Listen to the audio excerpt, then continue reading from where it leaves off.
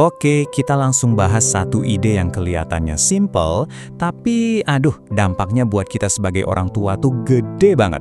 Judulnya, Anak Adalah Peniru Terbaik. Nah, yuk kita bedah bareng-barang apa sih maksudnya? Nah, kalimat ini nih, rasanya pasti familiar banget kan? Kita sering banget frustasi, kok anakku nggak dengerin ya?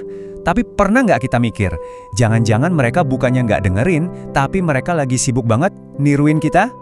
Disinilah letak rahasianya.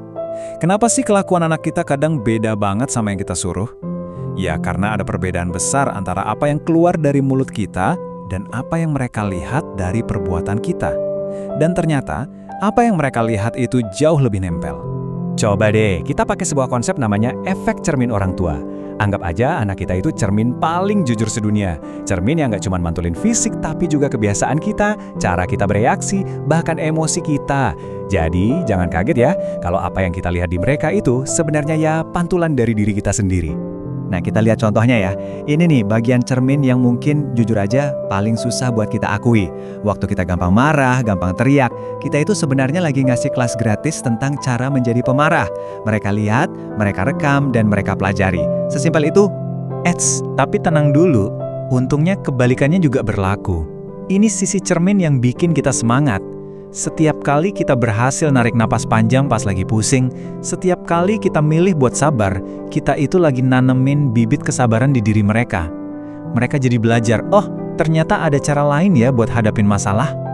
Oke, mungkin setelah dengar soal efek cermin tadi, rasanya jadi berat ya.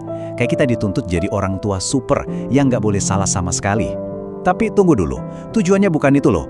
Ini bukan tentang jadi sempurna, tapi jadi orang tua yang nyata. Nah, ini dia intinya. Anak kita tuh nggak butuh pahlawan super yang sempurna. Mereka justru butuh contoh yang real, yang manusiawi. Orang tua yang kadang marah, tapi juga tahu caranya bilang maaf ya. Orang tua yang capek, tapi tetap berusaha sabar. Itulah contoh nyata yang bisa mereka tiru. Terus, gimana cara mulainya di kehidupan sehari-hari? Langkah pertamanya, dan ini yang paling penting, ternyata bukan dengan nyuruh anak kita berubah. Langkah pertama itu justru dimulai dari kita sendiri, dari sebuah pertanyaan. Coba deh kita tanya ke diri sendiri.